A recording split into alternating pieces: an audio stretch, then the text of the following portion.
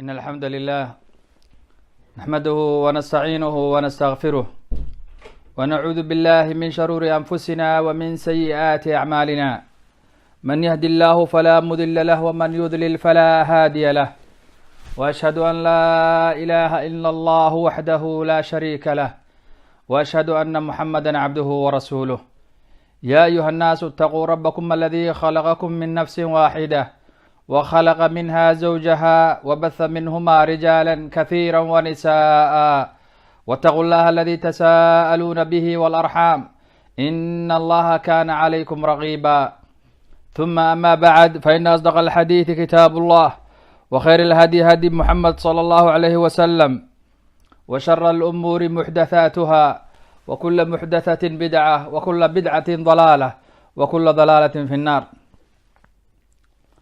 walaalayaal waxaan ku guda jirnay kelmadeennii aan ciwaanka ugu dhignay ilaahay ka baq meel alle meeshaad joogtid oo xadiidkii nabigeena calayhi salaatu wasalaam waana xalqadii ugu dambeysay haddii alle subxaanahu wa tacaala uu yidhaahdo itaqi llaha xaydamaa kunt, ilaahay ka baq subxaanahu wa tacaala meel alle meeshaad joogtid.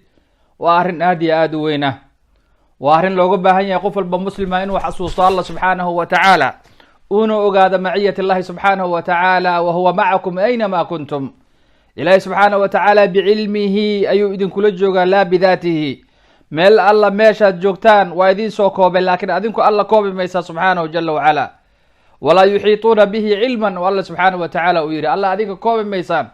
idraagiina ama aragtidiina iyo wixiina adinku aada leedihiin waa wax makhluuqa isagaa abuuray subxaanahu jala wacala, isagaa idiin koobaya meel alle meeshaad joogtaan. ilaahay subxaanahu wa tacaala waa uu ogyahay kay hadda qoraxda usoo baxday iyo midka hadda qoraxda ay u dhacayso, midka hadda maalinta jooga iyo kan habeenka joogaba ilaahay subxaanahu wa tacaala bicilmihi ayuu kula joogaa. ilaahay ka baqa subxaanahu jala wacala. ciwaanka muxaadarada wuxuu ahaa ilaahay ka baq subxaanahu jala wacala. waxaa kaloon tilmaanay waman yataqi llaha yajcal lahu makhrajan wayarzuqhu min xaysu laa yaxtasib. waxaan tilmaanay dadka muslimiinta ahoo mashquulay oo xoolahooda iyo ganacsiga u mashquuliyay ama shaqada ku mashquulay ilaa heer lasoo gaaray in salaadihii la dukan waayo. nabigeena calayhi salaatu wasalaam waxa ugu dambeeyey uu dardaarmay oo bini aadan u dardaarmay waxaa ka mid ahaa salaada. asalaa ayuu nabig alay slat salaam wuxuu yidhi awala maa yuxaasibu bihi alcabdu yowma alqiyaama wa huwa maa yuxaasibu alcabdu can rabbihi yowma alqiyaama. waxa ugu horeeyo oo bini aadan laga xisaabin doono maalinka aakhiro, waxa ugu horeeyo la xisaabin doono waa salaada.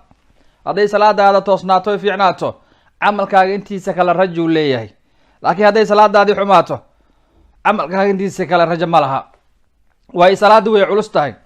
salaada nabigu wuxuu tilmaamay calayhi salaatu wasalaam ma ilaaliyo qofaan mu'min ahayn.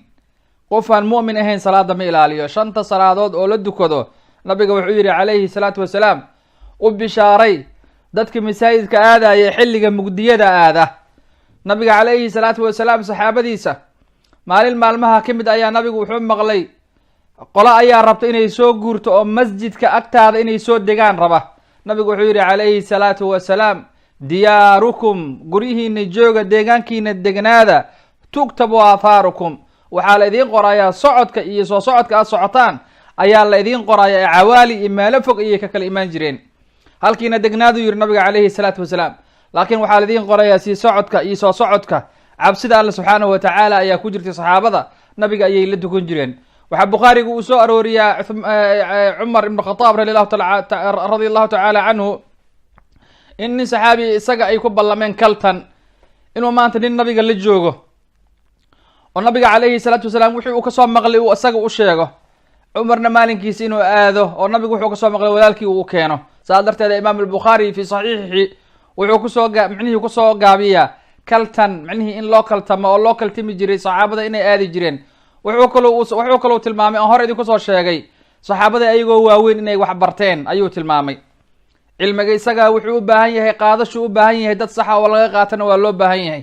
saas darteed ayaa saxaabadu nin ayaa micnihii wuxuu yidhi wuxuu arkay walaalkiis oo lugeynaya oo socda soo socda. markaasuu wuxuu yidhi haddaad iibsan lahayd dameer kuleelka iyo cagararanka aad kaga badbaado un kuleelka jira sida cagahaysan kuu gubiyoon, dameer yar maxaa isaga iibsan weysay? markaasuu wuxuu yidhi wallahi ma jeclaani lahayn dameer inaan iibsado, anigu waxaan jeclahay inaan lugeeyo soo lugeeyu yidhi. saxaabada nabigeena calayhi salaatu wasalaam sidaas ayay ahaayeen. nabiga calayhi salaatu wasalaam ayay u imaan jireen. saa darteeda ikhtilaafka axaadiidka ruwaadka oo kale markay iskhilaafayso ama axaadiid kala duwan oo kale saxaabino uu hadal ka yiri kan kalena hadal ka yiri, sheekhulislaam ibnu taymiya risaale yar ayuu micnihii sabab ugu dhago uu qoray. wuxuu yidhi waxaa la yihahdaa rafcu lmalaami can ilaa'imati alaclaam. wuxuu ku tilmaamayaa marka sababaha ayuu halkaa ayada ku tilmaamaya. waxaa loo baahan yahay qofka muslimka inuu ogaado salaada inuu ilaaliyo. nabigu wuxuu leeyahy calayhi salaatu wasalaam, salaadihii guryaha ayaa la fadhiya, islaamihii ayaa lala dukanaya.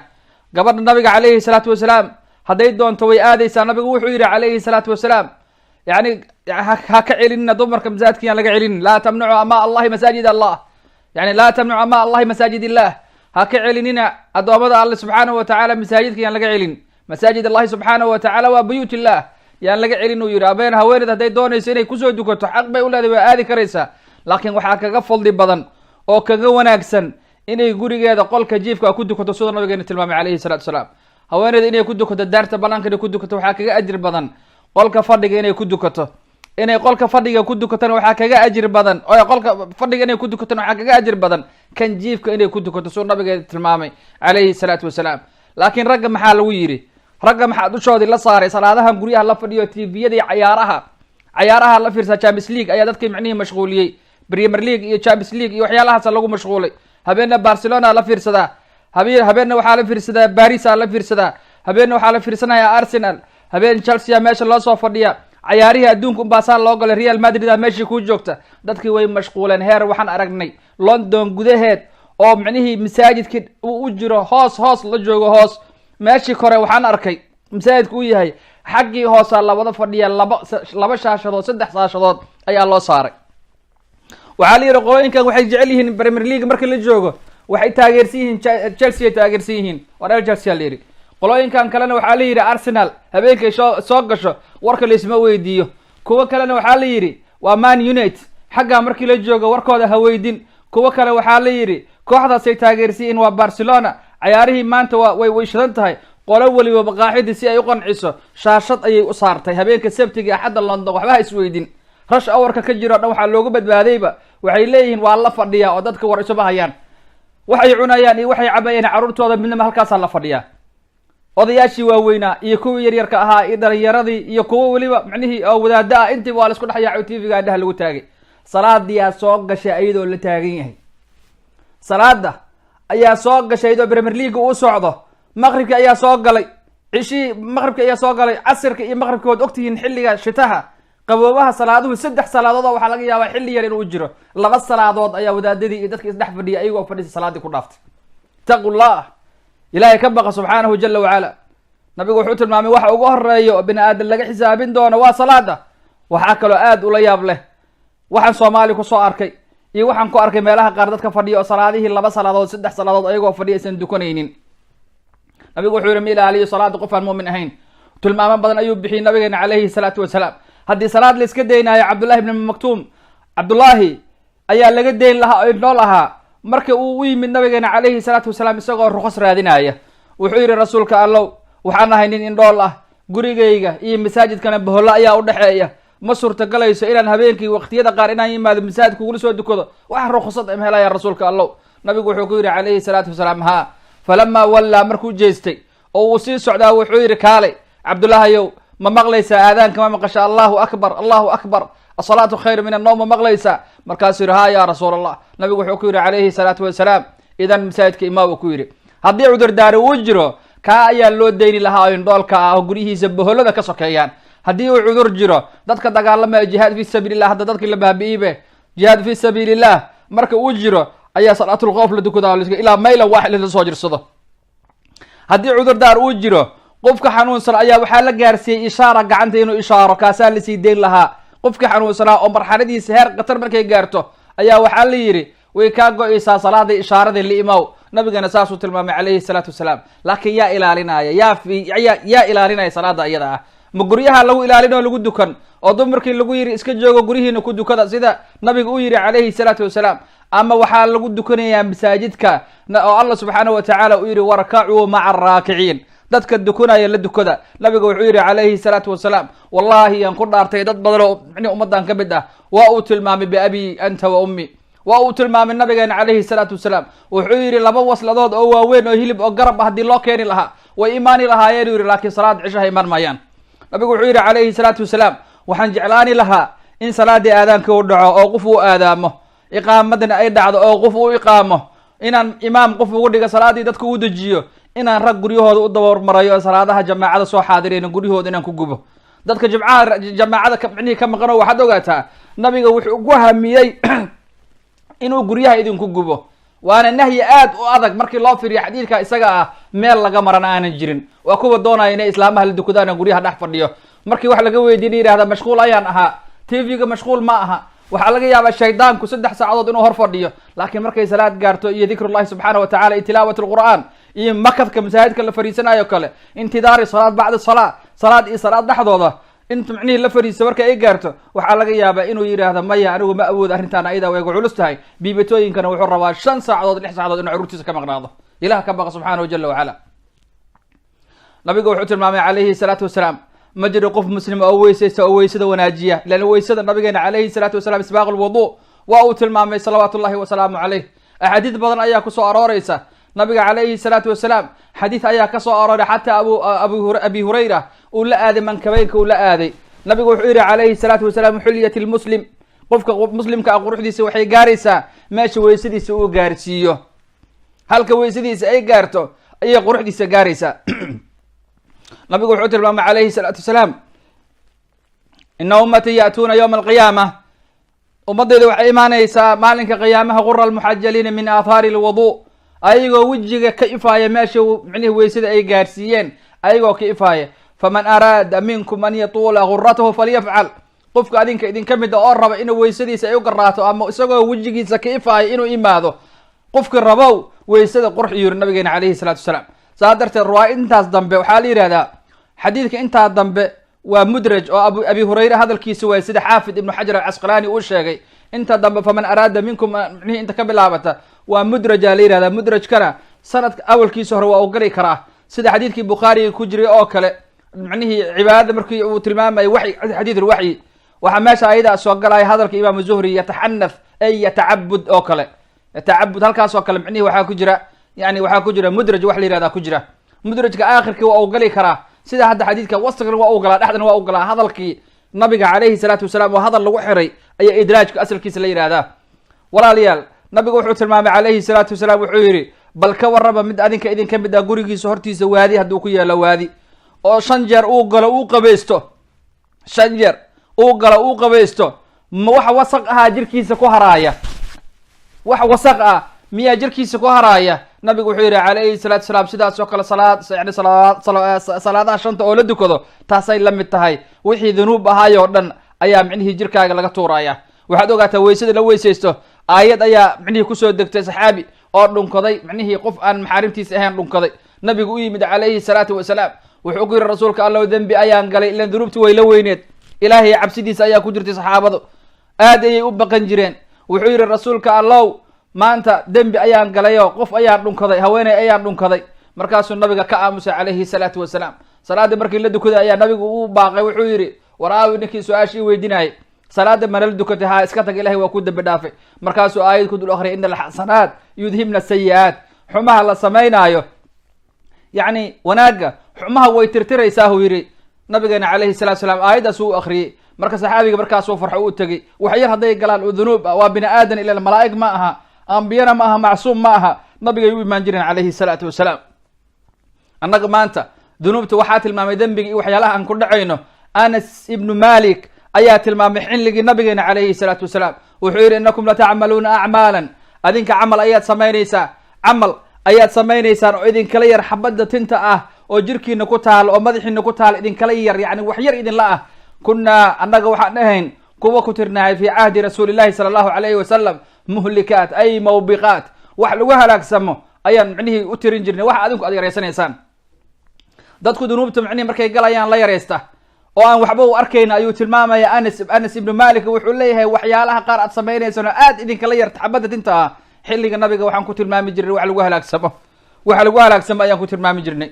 wuxuu leeyahay nabigeena calayhi salaatu wasalaam, ma jiro qof muslim oo weysaysa oo weysada wanaajiya kadibna jidkaasi mara isagoo salaada u socda oo aan dana kala lahayn ilaa khutbo waliba tallaabo weliba uu qaadayo oo uu soo socdo oo masaajidka u socdo ilaahay subxaanahu watacaala dunuubtiisa ayuu ku tirtiraa. ilaa cabsida alle subxaanahu watacaala ayuu micnihii ugu tegay gurigiisa, dana kale ma laha, masaajidka ayuu u socdaa, qalbigiisa masaajidka ayuu ku xiran yahay. nabigana xadiid abi hurayra ayuu ku tilmaamay sala allahu alayhi wasalam. waxaana micnihi xadiidkaasi yani lagu tilmaamaa, nabigu wuxuu yihi calayhi salaatu wasalaam, waxaa ka mid uu yihi dadka ilaahay subxaanahu watacaala harka uu siinaayo, harka dadka alla subxaanahu watacaala uu siinaayo maalinka qiyaamaha, waxaa ka mid uu yihi nabigana calayhi salaatu wasalaam, nin yani qalbigiisa masaajidka uu ku xiran yahay, qof qalbigiisa masaajidka uu ku xiran yahay, qof masaajidka aadayo oo kasoo laabanayo oo aadayo kasoo laabanayo, kaasaa ka mid ah. waxaa kaloo ka mid ah dad micnihii alla dartii isu jeclo ahlulmasaajid ah. waxaa kaloo ka mid ah nin dhalinyar ahoo ilaahay subxaana watacaala diintiisa ku barbaaray. walaalayaal, sifooyinkaas oo dhan ayay leeyihiin dadka alla subxaanahu watacaala ka maqla oo micnihii ka baqda ilahna subxaanahu watacaala arrintooda ayuu u sahlaa. waxaa alla subxaanahu watacaala uu yihi, waman yataqi llah yajcal lahu min amrihi yusraa. ومن صفات المتقين، sifooyinka dadka mutaqiinka ah oo alla subxaanahu watacaala ka baqday ay leeyihiin waxaa ka mid ah tafriiq bayna alxaqi walbaatil. dadka qaar ayaa xaqi iyo baatilka is agdhiga, kuwa qaar aan kala aqoon. sababta waxay tahay cilmigii ma raba inuu barto, shubha unbuu ku jiraa. cumar ibn khadaab radi allahu tacala canhu wuxuu yihi, idaa jaadaluukum fi kitaabi illahi fajaadiluuhum bisunna. hadday kitaabka alla idinkula doodaan sunnaha kula dooda. وأنزلنا إليك الذكر لتبين للناس ما نزل إليهم ولعلهم يتفكرون. البيان والله سبحانه وتعالى كتابك، والمبين وسنة النبي عليه الصلاة والسلام. هل كان وحان قهينا نين شيطان أو يمن وذا جوج جري أو قرآني شيطان راجع أيام بوبحي وعبد الرحمن راجع نكلي هذا وحو كله قرآن ككليه هلا راح. أما سنة ما جامعة الإيمان وذا جري قصة نك يقانا ويقانا قرآن ككليه هلا راعو. قرآن كالله سبحانه وتعالى وحو قهل mujmal ayuu u hadlay. aqiimu salaa, salaada hala oogo. salaadu alla subxaana watacaala qur-aanka waa uu ku sheegay laba qeybood ayuu qur-aanka ku sheegay. laakiin sidee loo dukan? sidee qur-aanka loo dukan? ma ilahay laga baqo subxaanahu jala wacala. salaadii sidee loo dukan? qur-aanka mujmal si caam u hadlay, hala dukado hala toosiyo. laakiin sidee loo dukanaya? nabiga ayaa cadeeyay calayhi salaatu wasalaam. 4 rakcadood oo duhur ah, 4 rakcadood oo casr ah, 4 rakcadood oo cisho ah, 3 maqribkii ah, 2 micnihii oo salaadii subax ah. intaas nabigeena ka sugan tahay calayhi salatu wasalaam, sunnadiisa ay ku sugan tahay. laakiin qur-aanka ka heli maysid 4 rakcadood oo kayfiyada loo dukanaayo kuma jirto. zakada waxaa la yihahdaa idaa xaala calayhi lxowl. zakada 2 shardi un bay leedahay. shardiga koowaad waxaa waaye wixii aad wax ka bixin lahayd, xoolihii aad wax ka bixin lahayd inaad hayso waa yani 25 boqolkiiba. ninkii haysto $1 waa $25 wax laga bixinaayo. lacagta ayada waa inaad hayso. idaa xaala calayhi lxowl, haddii sanad uu kasoo wareego waxaa la rabaa qofka muslimkaa xoolihii inuu iska bixiyo, xoolihii inuu iska bixiyo. marka kuma cadda yani in kayfiyada loo bixiyo, kuma cadda kitaabka alla subxaanahu watacaala. laakiin si caam ah zakada hala bixi un baa ku taala. xajka waxaa ku taala in yani xajkii la aado, ninka man istataaca ilayhi sabiil, qofka xoolaha haysta inuu meesha aado uu soo xajiyo. laakiin kayfiyada xaji yowma tarwiya, maalinka 8aad iyo maalinka yowm alcarafa, yani alxaj alakbar maalinka 10aad, 3 maalmood ayaa tashriiq la yidhaahdo. axkaamta meelaha laga kala qaadanayo nabigeena tilmaamay calayhi salaatu wasalaam. khuduu canii manaasikakum fa inii laa adri lacalii laa alqaakum bacda caami hada. waxaa laga yaabaa sanadkan kadib inaan wada kulmine, iga qaatuu la yihi nabigeena calayhi salatu wasalaam. yani meelaha xajka, yani xajka iga bartuu yihi. marka taa ayada waxay ku tusinaysaa soonkii oo kale. ilaahay subxaanahu watacaala qur-aankuu ku sheegay shahru ramadaanu aladii unzila fiihi lqur'aan. shahr ramadaan waa marka qur-aanka lasoo dejiyey. laakiin intaas kaliya ma ahe, axkaamta waa 29 ama 30 maalmood. qur-aankeena wuxuu sheegay in bil ramadaan inay jirto. marka qur-aanka ninkii yidhaahda qur-aanka ayaan ku kaaftoomaya oo keliya, micnihii sunnada nabigeena calayhi salaatu wasalaam ninkii beeniye muslin ma aha. qofka hadduu sunnada beeniyo muslin ma aha. qur-aankana ninkii xaraf kaliya ama aayad kaliya beeniyo isagana muslim maaha. marka waxaa loo baahan yahay dadka muslimiinta inay ogaadaan qofka noocaas oo kale ah, yani sidee loo barnay tafriiq bayna alxaqi walbaatil. ilaahay subxaanahu watacaala ayaa qur-aanka inooga sheegay. waxaa loo baahan yahay in qur-aanka marka hore aan aadan akrino. ilahay wuxuu lehy subxaanahu watacaala, ya ayuha aladiina aamanuu in tattaquu llaha, had kuwa alla rumeeyo haddaad alla subxaanahu aad ka baqdaan, yajcal lakum furqaanan wayukafir cankum sayi'aatikum wayakfir lakum wallahu du lfadli alcadiim. kuwa alla ka baqayow, kuwa alla subxaanahu watacaala iimaanka uu siiyow, in tattaquu llaha haddii alla subxaanahu watacaala aad ka dhowrsataan oo ka baqdaan, yajcal lakum furqaan, الله سبحانه وتعالى محيدين كلا صاريا بين الحق والباطل تشويش كدتك مسلمين تمان تهيسته شبهات كدتك مسلمين تمان تهيسته كوا كوحها أن كلا أقونين كوا علماء عاية دتك علماء عاية وما أنت مركز مركي الله الله علماء كليون عاية ماذا هدي أتراد شيخ عبد العزيز بن باز حناق غبا واو عين بن باز وعيني رحمة الله عليه ماذا وحو عينه يا هدي غلو الشيخ ابن عثيمين هدي وركيس غلو واو عاية ماذا وحو عينه يا هدي غلو الشيخ مقبل ابن هادي الوادعي العلامة اليمن رحمة الله عليه ماذا وحو عينه يا الشيخ ربيع ابن هادي المدخلي وحو كله كان مدخلي قديما وحن مغلي جري niman micnihii dhahaya kani waa wahaabiya marka dambana waxaan maqlnay kuwa dhahaya madkhaliya waxaan maqlnay kuwa dhahaya raslaniya waxaan maqlnay kuwa dhahaya fawzaniya waxaan maqlnay kuwa dhahaya madkhaliya waxaan maqlnay waa sidaas intaas bas asaas u caynayaan ومن أعجب شيء سؤاشي يقول قيمها بالنظر مقلي وحا كجوابي الشيخ عبد الكريم حسن حوش أيام معنيه كجوابي أو يري دad كان وهابية عينيان سلفية معايان ويري وفعلا إلهي سبحانه وتعالى كبغى nimankan kooxaha oo beelaha wada jooga dadka muslimiinta go'doonka galiyay hal ayaga kamid ah hadii la war raduud waa laga baqanaya raduud marka diinta Allah subhanahu wa ta'ala la soo qaado ilaahay ka baq waxaan hadii la yiraahdo waa ka baqanaya saxaabada nabiga alayhi salatu wasalaam minkum man yuridu dunya wa minkum man yuridu al-akhirah wa Allah subhanahu wa ta'ala oo ilaahay ka baq subhanahu wa ta'ala war diintan Allah subhanahu wa ta'ala nasri ay u baahan tahay nabiga alayhi salatu wasalaam markuu ka hadlay Abu Sanabil wuxuu yiri kadaba Abu Sanabil yiri Imam Muslim hada la aad u adigu soo saaraa hebel xadiidkiisa sagata micnihi wuxuu caan jiray salafku caan jiray marka walaalayaal ilaahay subhanahu wa ta'ala ka baqada caayadaha iyo beenta iyo barbagaantada iyo culimada caayadooda faraha la saga qaado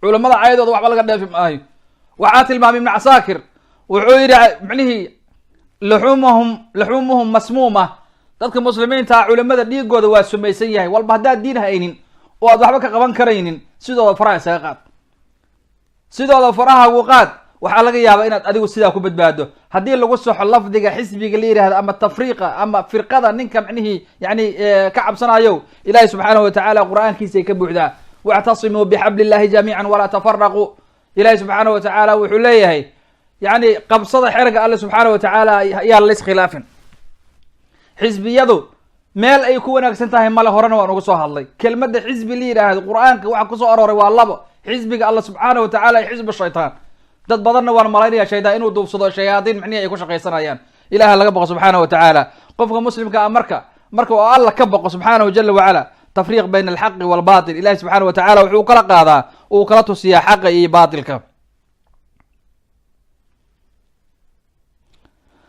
ilaahi wuxuu leeyahay subhanahu jalla wa ala fa amma man khafa maqama rabbih wa nahaa an-nafsa 'anil hawa fa inal jannata hiya al-ma'wa kuwa Allah ka baqi subhanahu wa ta'ala dunida markay joogeen والله سبحانه وتعالى كبقديو الله سبحانه وتعالى ميل idinku talagalay laakiin naftaada iyo shaydaanka markay ku hogaamiso oo naftii ay meeshay doonto ku qaxaysato waxaad ogaanaysaa arintaada inay micnihi sahlaneyn oo meel qatar ah bimicna ay ku sugan tahay nabiga alayhi salatu wasalaam hadith uu wariyay imam Tirmidhi rahmatullahi alayhi albaniin uu saxiixay jaamiciisa 300 iyo safxada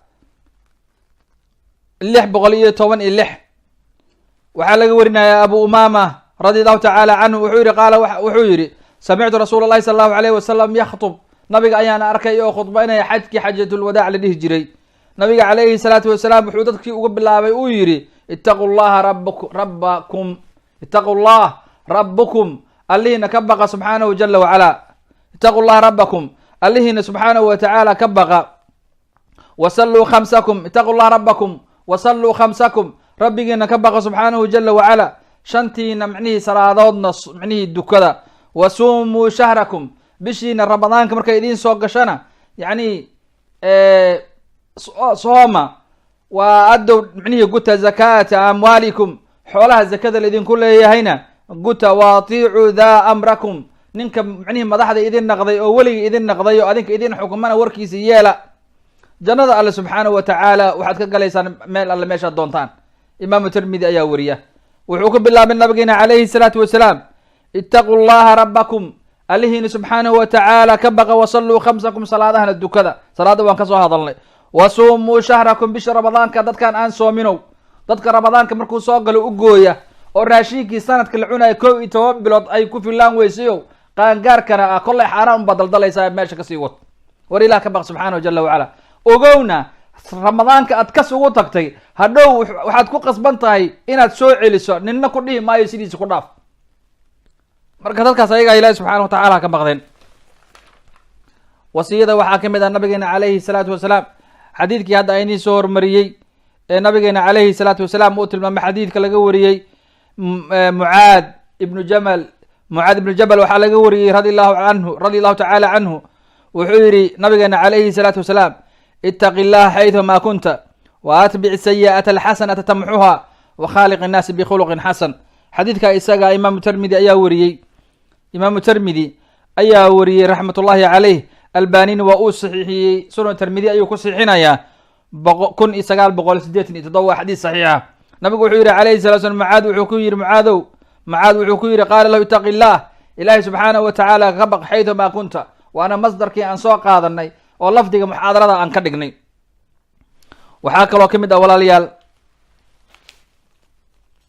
nabiga calayhi salaatu wasalaam xadiid kale wuxuu ku tilmaamay xadiid aada u wanaagsan wasiyada nabigeena calayhi salaatu wasalaam waxaa ka mid ah nabigu wuxuu yihi calayhi salaatu wasalaam maxaarimta ka dhowrsada maxaarimta waxyaalaha alla subxaana wa taala itaqi lmaxaarim waxyaalihii maxaarimta ahaayo lagaa celiyey ka dhowrso waxaad naqanaysaa dadka ugu wanaagsan oo ugu cibaadada wanaagsan aad naqanaysaa oo alla ugu caabudida badan wuxuu yihi nabigeena calayhi salaatu wasalaam ku raalli ahaaw waxa alla subxaana wa tacaala uu ku siiyey warda bima qasamahu allahu lak ku raalli noqo oo ku raalli noqo bima qasamahu allahu lak wuxuu ilaahay qeyb ahaan kuu siiyey hantidaada ah yani ku raalli noqo oo qalbigaaga yuusan kicin waxaad naqanaysaa nin dadka ugu qanisan oo ugu wanaagsan ayaad naqanaysaa wuxuu yihi nabigeena calayhi salaatu wasalaam wax sin yani wanaaji jaarkaaga wanaaji takun mu'min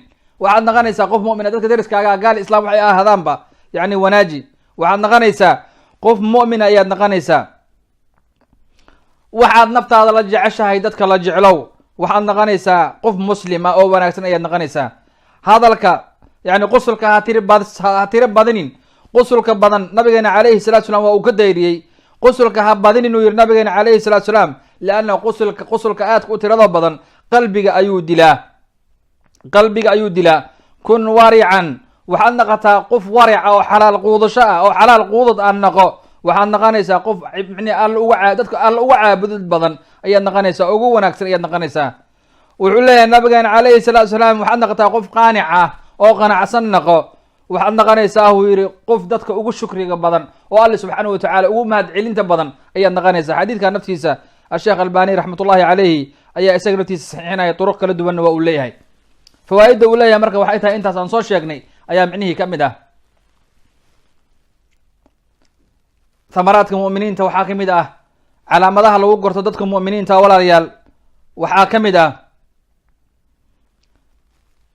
yani isu hadiyeynta qur-aanka alla subxaana wa tacaala dad badan oo muslimiinta ka mid ah ayaa waxaa laga yaaba qur-aanka inaysan hadiyadba u bixin inaysan gaaladii naftooda qur-aankiiyo turjuman dariskiisii inuusan siini karayn ama waxaa laga yaabaa inuusan awoodinba inuu yidhaahdo manhajka salafka hala raaco ilaahay ka baq subxaana wa tacaala shirkiga isaga tag inuusan awoodin waxaa laga yaabaa inuu is yidhaahdo dunidan wax badan ayaad joogi doontaa waad noolaani doontaa nin shaacir ah oo gabya ayaa wuxuu yidhi hadal aada u qiimo badan ayuu ku hadlay wuxuu yidhi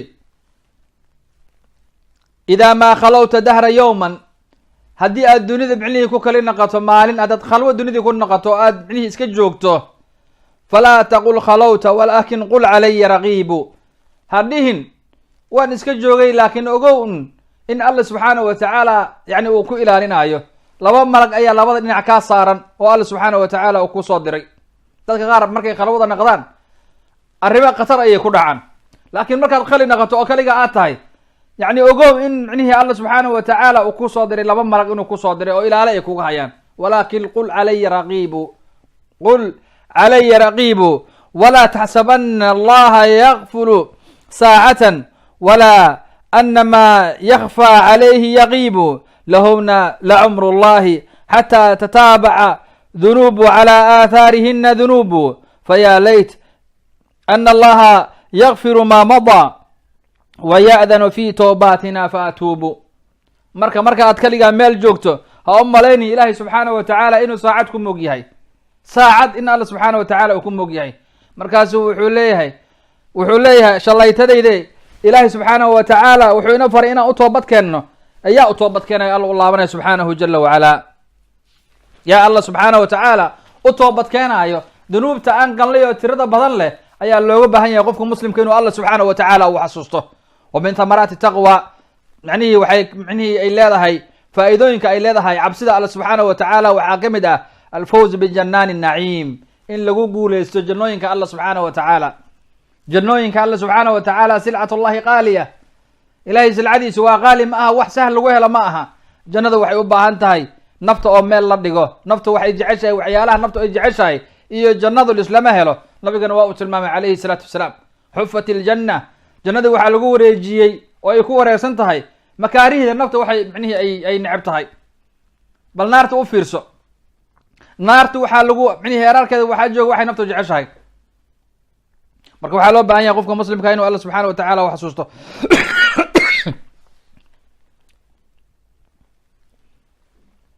ilahi subxaana watacaala wuxuu yihi tilka aljannatu nuuritu min cibaadina man kana taqiya.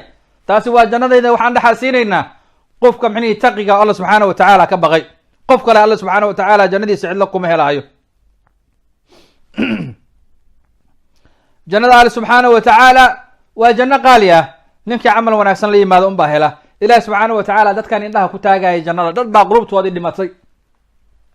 dadka waxaa ka mid a ibnu qayim aljawzi aada uga hadlay qulubtooda eber tahay, qulubtoodii dhimatay dikriga alle subxaanahu watacaala markii loo soo sheegay war gurigan aada u jeedaan haddaana suuratulbaqara lagu shidin oo adkaara looga bixin, adkaara lagu soo gelin, nabiga calayhi salaatu wasalaam iyo aayadaha qur-aanka markaad aragto aada looga hadlo. shaydaanka alle subxaana watacaala wuxuu leeyahay ya ibni aadam alam cahad ilaykum ya bani aadam an laa tacbudu shayطaan inahu lakum caduwun mubiin wanacbuduni hada siraata mustaqiim. war bini aadam soo idinma dhihin, soo ballan idinlama gelin inaad shaydaanka dadkan shaydaanka iska wada raacay.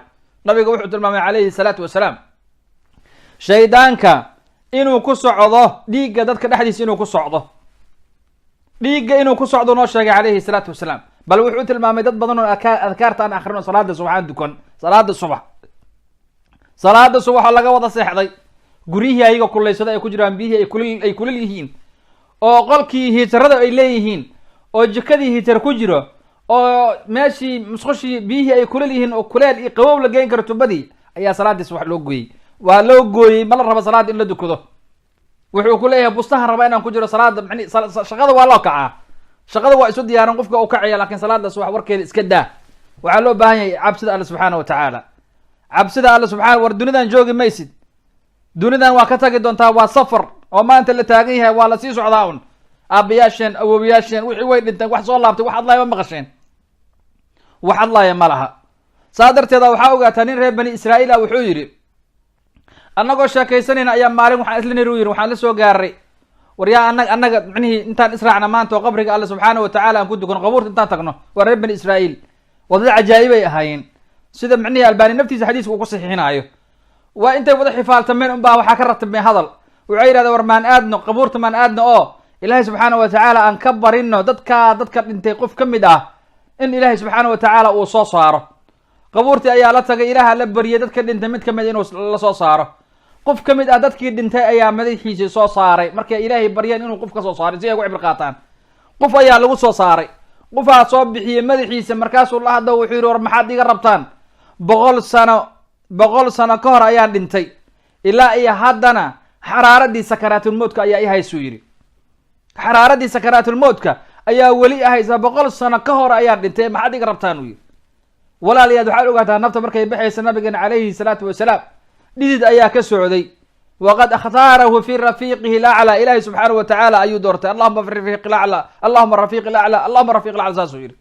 turuq kala duwan axaadiid ayaa lagu soo wariyaa in nabiga calayhi salaatu wasalaam dhididka laga tiraayey, oo marna miirka uu ka tegayay, marna uu soo laabanayay salawaatu llahi wasalaamu caleyh. sakaraatulmowtka culamada markay tilmaamayeen waxay yihahdeen ashaddu bidarbi bisuyuuf waman maqara calayhi bilmanaaqir waman nashra calayhi bilmanaashir. yaa awoodi karaaya qof jirkiisa minshaar saas looga xoqo qofka markuu dhimanayo ilaahay subxaana wa tacaala uu tilmaamay wuxuu yidhi wajaءat sakratu lmowti bilxaq dalika ma kunta minhu taxiid wanufika fi suur dalika ywm lwaciid. qofka markuu dhimanayo alla subxaana wa tacala wuxuu inoo tilmaamay falowlaa idaa balaqat ilxulquum waantum xiina idin tanduruun. xiina idin iyo yooma idin labadaba waxaa tanwiinta ku jirta. tanwiinta waa tanwiin lciwad, ama inay micnihii jumlo ay ka tahay ciwad ay ka tahay, waa ima xarf inay micnihii ay ka tahay. saa darteed ibn hishaam alansari naftiisa markuu tilmaamayay tanwiintaas oo micnihi tanwiin tamkiinka la yihahdo wuxuu yidhi waa min anfaci calaamaati lism uu yidhi. waxaad ogaataa dadka agagaarkiisay joogaan oo way fadhiyaan, laakiin waxba uma tari karaya, nafta ayaa kasii socota. xaaladaha qofka u marayana wad aragtaa maalinka ayada ah. waxaas ayaa qof walba muslima ka horeya ilahay ka baq subxaanahu jala wacala. waxaa loo baahan yahay qofka muslimka inuu xasuusnaado qulubtan dhimatay, qulubta dhimatay oo qabyaalada dishay dadka weliba galbeedka jooga. waxyaalihii aan kusoo arkay waddanka iyo meeshan xaqiiqada taalaaba kala duwan. dadkaasi xoolahoodii yani noloshoodii yay raadsinayaan, qofna qofkuma mashquulo. kii dhimanayana waa uu dhintaa, kan noolna waa nool yahay. noloshoodii yay raadsadaan. laakiin adiga inta ceer lagu siiyey ama xoogaa yaro lacag gacantaadii soo gashay unbaa telefishinka taagan tahay. qabyaalad unba ilahi subxaana wa tacaala ku geliyey 5 calan oo kala nooc iyo 6 calan. dowladdii soomaaliya ayaan ku dhalanay, oon kusoo wax baranay, oo aan fadhin jirnay, oo aan u shaqaynay weliba markii u dambeysay. maanta waxa waye in calamo meel lasoo dhigto, calamo in lasoo dhigto oo loo arko qiime iyo sharaf in lagu leeyahy maa ilahi laga baqo subxaanahu jala wacala. cadowgiinina wuxuu rabaa in idin wada cuno, adinkan waa is cunaysaan. cadowga wuxuu rabaa inuu idin wada cuno, adinkoo dhan idin laqo. adigana qabiilkii un baa kugu jira. nabigu uu yihi calayhi salatu salaam dacuuha fa inaha muntina. calan yaroo meel halkaas yaalla unbaad ku qanacda, waxaad tidhahdaa anigu reer hebelaan ahay, calankaasaan leeyahay, kana reer hebelaan ahay. waa calooshi u shaqaystayaal ayagoo dhan, dad ilahay ka baqay ma ah. sharafta iyo karaamada waxay ku jirtaa qofka muslimka ah inuu micnihii u helo amni iyo istiqraar inuu helo. warqaha aad soo qaxdeen caruurtiini kuwa kamid a gaaloobaysa iyo kuwo kamid oo islaamka shakiga uu wada jiro, dhibaatada idin haysato, gaalada gacmo u hoorsanaysaan. waxaasoo dhan waxaa idin keenay nimcadii alle subxaana wa tacaala idin siiyey marka aad diideen. oo nimcada alle subxaana wa tacaala idin siiyey oo barwaaqadii marka laga baxay, barwaaqadii alle subxaana wa tacaala dhulka aan ku dhalanay oo aan kusoo kornay waa dhulka ugu wanaagsan Soomaaliya. waxaan ku kornay dhul xabadda cimbaha geedka hoostiisa dabeesha adoo taagan ay kusoo dhacayso. maantana geedihii naftooda ayaa waxaa laga micnihii sariiro laga sameeyey. sariiro meel loo socda iyo meel halkaasaa ceer la wada qaadanaya, halkaasaa la wada fadhiya walaalyaal. hal mandaqo 2 mandaqo oo Soomaaliya ka mid ah waxaan isleeyahay Soomaaliya oo dhan way ku filan tahay. jubbada hoose iyo jubbada dhexe oo keliya iyo warshadihii ku yeelay jubba sugar project iyo warshadii micnihii maanta ma arkaysaa oo bariiska oo Mugambo oo kale iyo midii micnihii Malenda laga sameeyo korontada iyo oo micnihii faaro la mashruuciisii oo kale iyo intaas kaliya Soomaaliya oo dhan haddii meel isugu geeyo hoteelada dejin lahayd, ceerna u qori lahayd, oo nin waliba guriga haddii cadaalad la helo. laakiin maanta markaan anagu qanci weynay oo annaga isku qanci weynay oo qabyaalad la isu dilay oo qabyaalad micnihii la isku baabiyey, qurbihiyaa lala soo galiyo qurankiyaa sidii loo wataa. markaasa godado hoosta inta la galay iyo qolalakaasa waxaa leeyahay caalamkaasaa wataayo sanadkiiba maraan micnihii waxaan u taaganahay dabaaldegan u joogaa dabaaldeg. ilahay ka baqa subxaana jala wacala. qofka muslimka wuxuu sharaf ku leeyahay, qiimo uu ku leeyahay midnimada, walaaltinimada, islaamka oo la ilaaliyo si naftaada iyo maalkaaga iyo xoolahaada iyo sharaftaada u badbaado. intaa wax ka badan haddii la soo gaaro waxaad ogaanaysaa una cadowgii raba ayagu inay is cunaan, ayagana la rabay in la wada cuno. qof walba Soomaaliya maanta markii la yiraahdo ka hadal wuxuu wataa 5 baasaboor oo kala nooc u wataa. waxaan aragnay 5 qaaradood ilmo ka wada yimid, 5 ilmo walaalo ah wada dhashay oo caruurtoodii tarjumaad u baahan tahay. midna uu ku hadlayo micnihii Danish, kan kalena uu ku hadlayo wadan kale iyo Swedish iyo Danish iyo markaysa Germany iyo lagu kala hadlayo, oo kuwan Ingiriis ku hadlayaan kala socda Faransiis. ayagii alis aqoon markaas aabiyash u kala turjubaanayaan. ilaahay ka baq subxaanahu jalla wacala. waxaa loo baahan yahay cadaalad in micnihii lala yimaado. cadaaladu waa waxa lagu dhaqaayo dhul, waxa lagu dhaqo cadaalada ugu horeysa. waayeelkan qurbaha ku baaba'ay ee bardhow weliba lagu fikiraayo, kuwii dhalay naftooda kuwa kamid ah waxay ku fikirayaan inay meesha dadka waaweyn geeyaan. waayeelkii naftiisa hadda waxaa lagu fikiraya in la wado oo meeshii dadka waaweyn la geeyo halkaas lagu hayo, oo gaaladii inay u hayso waayeelka halkaan beeshanka ku galay. markii uu dhihi lahaa ilaahay ka boqol laabo aan ku celiyo wadankan ku geeyo aan kugu hayo, wuxuu leeyahay anigu waan shaqeeya xaggeen geynaya, halkaasaan geynayaa, halkaasaa waalidka la geenaya hadda. marka waa kaas saxaradii iyo kaadii meelaha looga dhaqo. ilahay aan ka baqno subxaanahu jala wacala. waxaa kamid ah taqwada alle subxaanahu wa tacaala. ilahay subxaanahu wa tacaala wuxuu ugu talagalay yani wanaag ayuu ugu talagalay qofka alle subxaana watacaala ka baqa.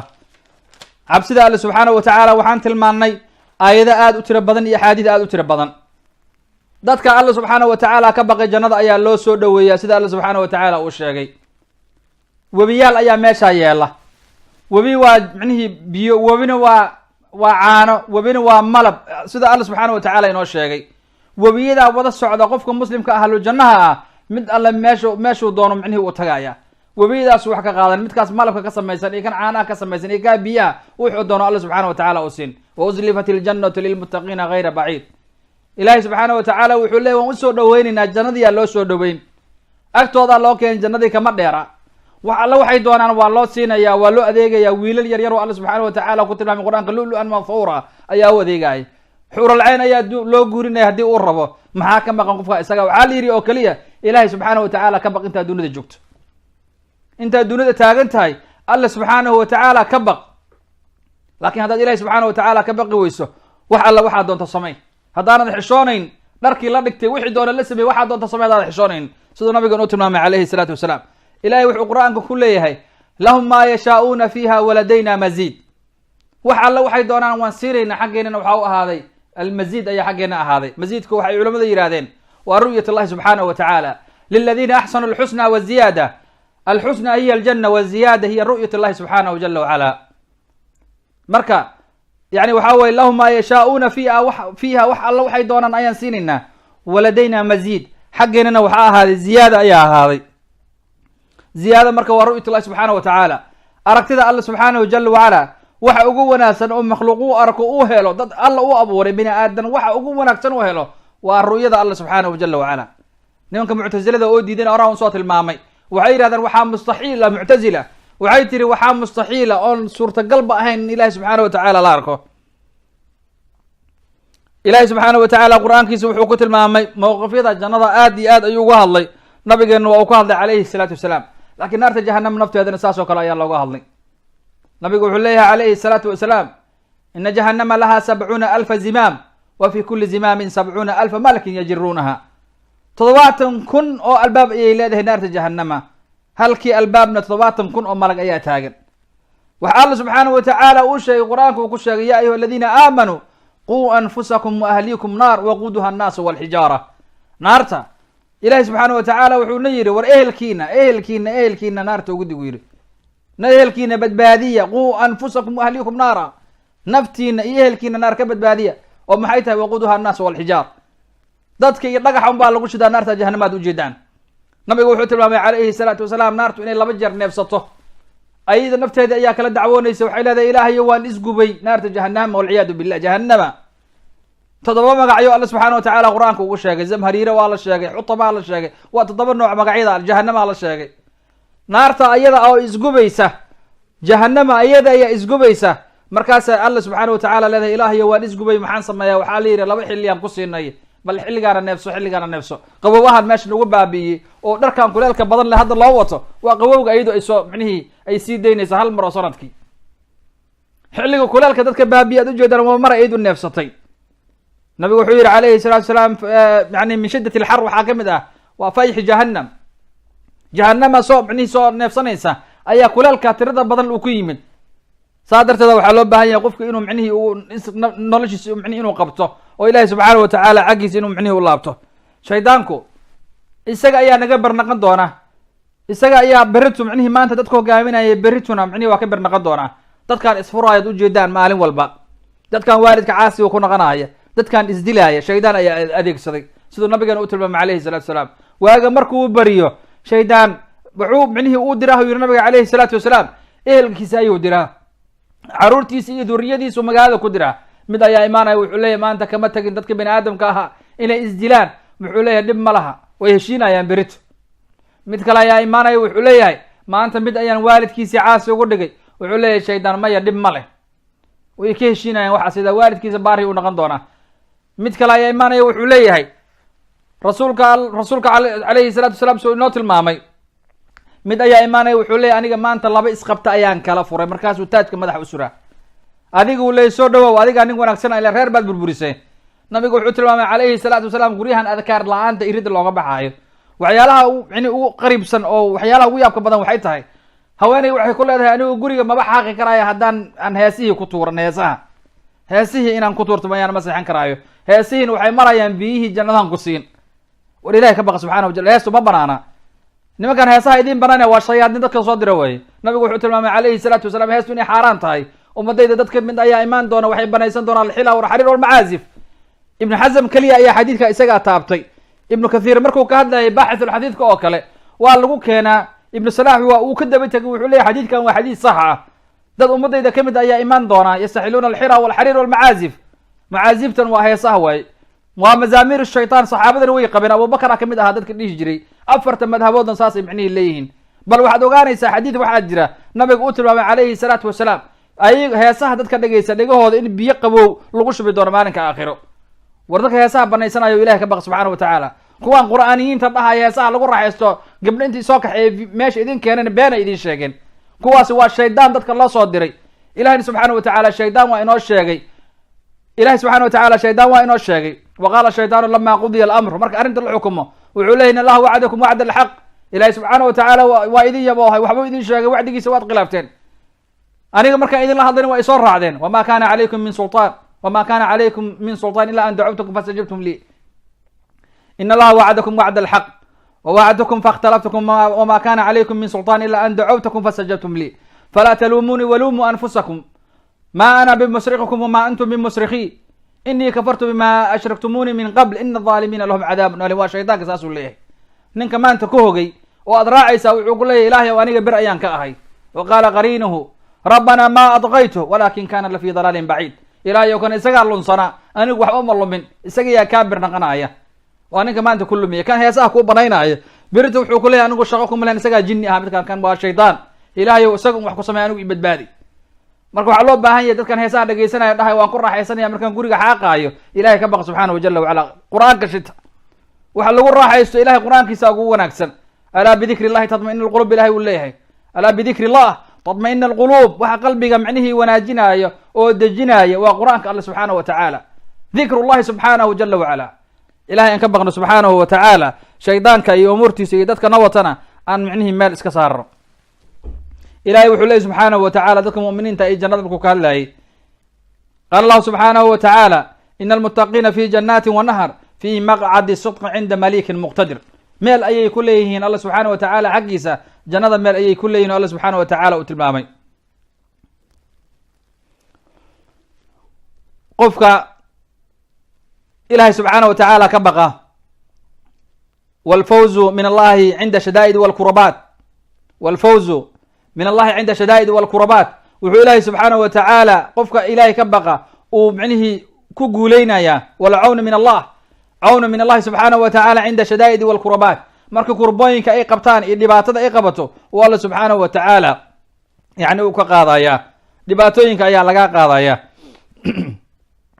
waxaa kaloo lamid ah shacaa'irta alla subxaanahu watacaala oo la weyneeyo ilahay wuxuu ley subxaanahu watacaala dalika waman yucadim shacaa'ir allah qofka micnihii weyneeya shacaa'irta alle subxaanahu watacaala fa inaha min taqwa lquluub taasi ayaa ah taqwada alle subxaanahu watacaala dad qaar ayaa fahmi waayey shacaa'irta alle subxaana watacaala ciidaha marka la joogo weyneynta ciidda iyo wanaageeda iyo in carruurtii wax loo iibiyo iyo hadiyadaha iyo isbooqashada wax lamidka iyo mukhaalafaadka soo dhex gala baalka awgoolka la yirahda turubkaasaa loo cayaaraa maxaarim aad u badan ayaa lagu dhaca shacaa'irta alle subxaana watacaala la weyneeyo waxaa lagu bedelay macaasi aad u badan ciidda in la galo ciidda waxay leedahay axkaam gooni ayay leedahay ciidda waxay leedahay waxyaalo gooniya loo sameeya ayay leedahay axkaam ayay leedahay nabigana calayhi salatu salaam uu tilmaamay guriga marka laga baxaayo iyo waxa la qaban lahaa dadka qaar waxaa isaga darsamay ciiddii timirta iyo wax la cunaayay iyo tiilibka la cunaayay ciidaha marka mid kamid ah ciidulfitriga marka la joogo o kale guriga marka laga baxaayo nabigan axkaam gooni ayuu u sheegay axkaamta waxaa kamid ah marka qofka muslimka uu socdo iyo ciid in la qabayso dhan wanaagsan la gashto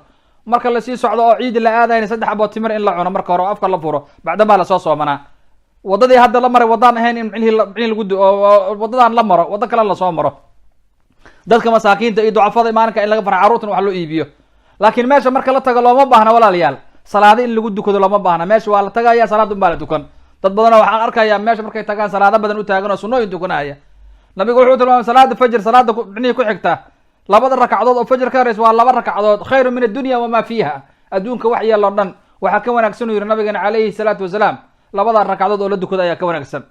marka waxaa loo baahan yahay qofka muslimka axkaamtaas inuu barto. amaa salaadan kale markaad aadayso ciida duxa markaad tagayso sidoo kale timir cuni maysid, waad soo kacaysaa, waa qabaysanaysaa, waa labisanaysaa, tatayib iyo isbarfuumin iyo wanaag samee. axkaamta kaleo adigu aad leedahay axkaamul ciid dib u baro. markaas kadib meesha markaad tagto soo dukato soo laabato xilligaa ayaa micnihii xoolihii micnihii la qalaa, markaasaa micnihii hilib la cunaa siduu nabigana u tilmaamay calayhi salaatu wasalaam. ciidihii marka manaakir aad u badan baa la sameeyaa. carruurta inta la kaxeeye meele lasuu geeya waxaa ka dhaca waxu alla subxaana watacaala raalli ka ahayn. ciidiba waxaad u malaysaa halla farxadii in maxaarimtii lagu dhacaayo, dunuubtii in la aadayo, qofka muslimka uu jecel yahay dembi kale inuu taagnaado. war ciidda micnaheeda saama waa shacayr alla subxana watacaala uu leeyahay. walaalayaal intaa ayaan micnihii kusoo koobaya, waana la dheeraaday. hal xadiid ayaan kusoo koobaya nabigeena calayhi salaatu wasalaam. xadiidkaan kusoo koobaayo waa xadiid carbaad ibn sariya radi allahu tacaala canhu qaala wuxuu yihi wacadnaa rasuul lahi sal allahu alayh wasalam mawcidatan baliiqa. xajat lwadaac nabiga calayhi salaatu wasalaam ayaana wacdiyey wacdi aad xeel dheer oo qalbigii uu la jilcay, qulubtii ay la jilceen, indhuhuna ay la ilmeeyeen. markaasaan waxaan ku nihi rasuulka allah waxay u eg tahay qof naga tagaaya noo dardaaran. nabigu wuxuu yihi calayhi salaatu wasalaam, xadiidka abi daawuud ayaa wariya, wuxuu yihi nabigeena calayhi salaatu wasalaam uusiikum bitaqwa allah, waxaan idinkula dardaarmaya taqwada alla subxaanahu watacaala. asamcu wataaca, inaad micnihii warkiisa maqashaan oo istala yeeshaan oo qofka madaxda idin ah inaad ixtiraamtaan. laakiin hadalka ugu horreeyay u yihi waxay tahay uusiikum bitaqwa allah, ilahi subxaanahu watacaala cabsidiisa ayaan micnihii aan idinku dardaarmaya uu yihi. anna waxaan idinku dardaarmaya cabsida alla subxaanahu jala wacala. wa hada alxadiid wuxuu leeyahay ibnu rajab alxambali wuxuu leeyahy fahaatani kalimataani tajmacaani sacaadat addunya walaakhira.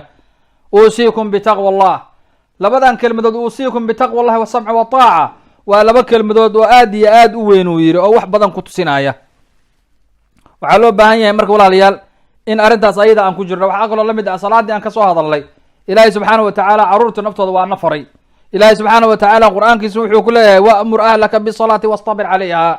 salaada carruurta hala faro yihi 7 sano markay jiraan, 10 sano markay jiraan, salaada waxaa loo bahan yahy. lakin haddii carruurtii ay ka kici waayaan oo aad kiciso uusan qaangaar ahayn isaga dembi malaha, laakin waalidku mar walba waa aatim haduusan kicin sida usuuliyiinta ay leeyihiin.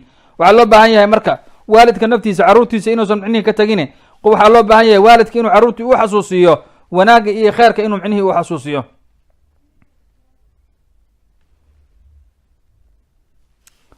taqwada alle subxaanahu watacaala waxaa ka mid ahaa nabigeena calayhi salaatu wasalaam caadil ayuu ahaa, saxaabadiisa iyo xaasaskiisaba. safiya binti xuyey markay u dacwootay nabigeena calayhi salaatu wasalaam u arkay iyadoo oynaysa, wuxuu yihi safiyoy maxaa kugu dhacay, maxaad la oyeysaa?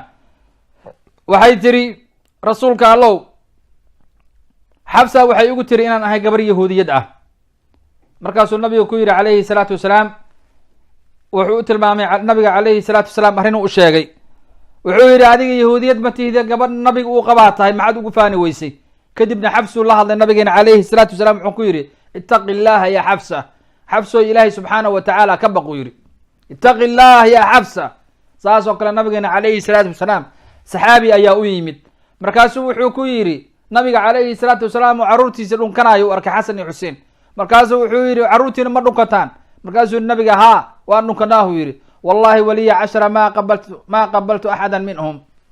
10 caruur ayaan leeyahay, 10 caruur ayaan leeyahay, laakiin mid ayaga ka mid ahna weligeyga ma dhunkan.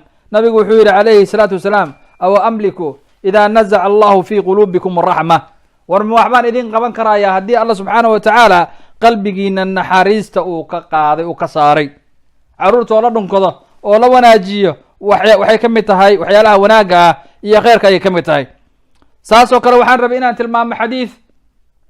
nin saxaabi ayaa wuxuu leeyahay aabahay ayaa xoolihiisa qeyb ka mid a igu sadaqaystay. markaasa hooyaday waxay tihi wallahi raalli kama naqanayo ilaa nabiga calayhi salaatu wasalaam micnihii loo geeyo.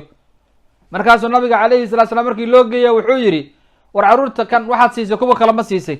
markaasuu yihi maya rasuulka allow.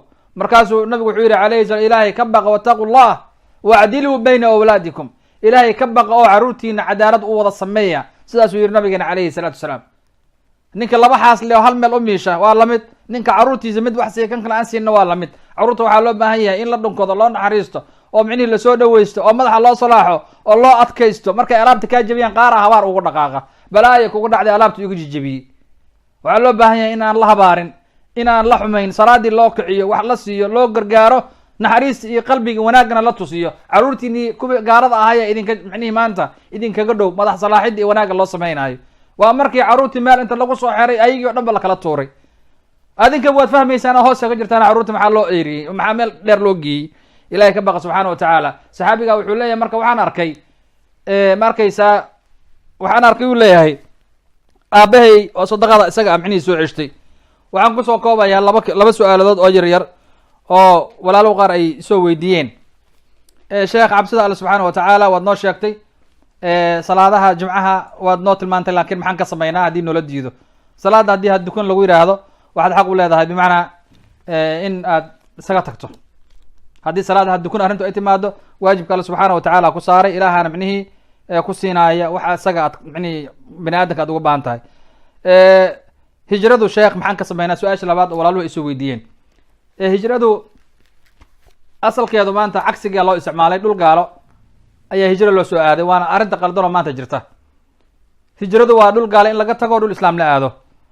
ninkii maraakis u baahan waxaan u tilmaami lahaa markaska weyn ee ku yaalla magaalada muqdisho banaankeed, ceelasha biyaha dushiisa khaasatan, ee uu joogo sheekh xasan kaafi iyo sheekh cabdicasiis macbari iyo rag lamid ah culamo kale iyo markaysa ay joogaan, iyo sheekh xasan waajidi iyo rag kale. waxaan dhihi lahaa ninka raba carruurtiisa meesha inuu geysto. dad badan oo yurub ka tegey oo magaalooyinkan ka tegay ayaa degay. waa markas weyn oo dad ahlulcilmina ay joogaan oo carruurta wax lagu baro. dadaa guryo ka dhistay, waa la wada degan yahay, waa markas aad u wanaagsan. waana dhihi lahaa runtii yani in la aado oo maanta ma arkaysaa meeshaas carruurtii la geysto oo laga faa'iido. haddaad samayn karaynin waxaan ku dhihi lahaa markaska cabdilaiis bin baaz oo ku yaalla magaalada hargeysa oo ay joogaan sheekh cabdillahi barbaraawi iyo sheekh muuse maxamed tarax iyo rag lamid ah, sheekh rashiid xige iyo rag culamo oo tiro badan ayaa meeshaa jooga. oo hadda halkan iyo sheekh yaasiin rag badan soo koobi karaynin, iyo sheekh faysal yuusuf iyo raggaasaa jooga. waa markaas aad lo micnihii dad badan ilahi subxaana watacaala ugu nasriyey, dad badanna micnihii ay ku waxbarteen. waa meel nabad ah oo dhowr sanoba aan tegey. ninkii rabo carruurtiisa inuu geystana ku wax baran karaan, nabadna ah oo sida dhulkan aad joogtaan oo kale nabad u ah. marka labadaa meelba qofka u baahan waa laba meel oo nabad ah waxna lagu barto. markaskaas sheekh cabdilcaziz bin baaz raxmatullahi caleyhi oo dadkaas mashaayikhda ay gacanta ku hayaan, waa markaas aad u weyn oo micnihii ilaa iyo 3 branch 4 branch magaalada gudaheeda waan umalaynaya inuu ku leeyahay. meelo kale laga sameeyey. bal waxyaalihii ugu yaabka badnaa waxaa kamid ah tuulooyin aan soo maray udhexeeya burco ama berberi iyo hargeysa udhexeeya, tuulooyinka aan tegay ama ilaa iyo borama, tuulooyinka aan kusoo arkay dhexdooda inta udhexeysa. waxaa imaamiye ka ah masaajidka inta badan markaskii sheekh cabdilcaziz bin baaz kuwa ka baxay. saasoo kale muqdisho dhalinyar badana ilahi subxaana watacaala markaskaas yani uu ka liibaanay oo maanta khutubo ka ah oo duruuska akriya magaalada muqdisho ee agaarkeed. marka ilahay ka baqa subxaana watacaala. dhulkan gaalada ah nabiga waa u nahiyay calayhi salaatu wasalaam, wuxuu yidhi laba dab is arki maayaan, dab gaalo iyo dab muslim weligood isma arkayaan. midda kale oo kusoo xigta waxay tahay waa nahyi. nabiga wuxuu nahiyay calayhi salatu wasalaam in dhulka gaalada la iska dhex joogo, waa u nahiyay nabiga aniga baraanka ayuu nabig alayh salaam. marka intaas ayaan kusoo koobaya. wa subxaanaka allah wabixamdika ashhadu an laa ilaha illa ant astaqfiruka wa atuubu ilayk.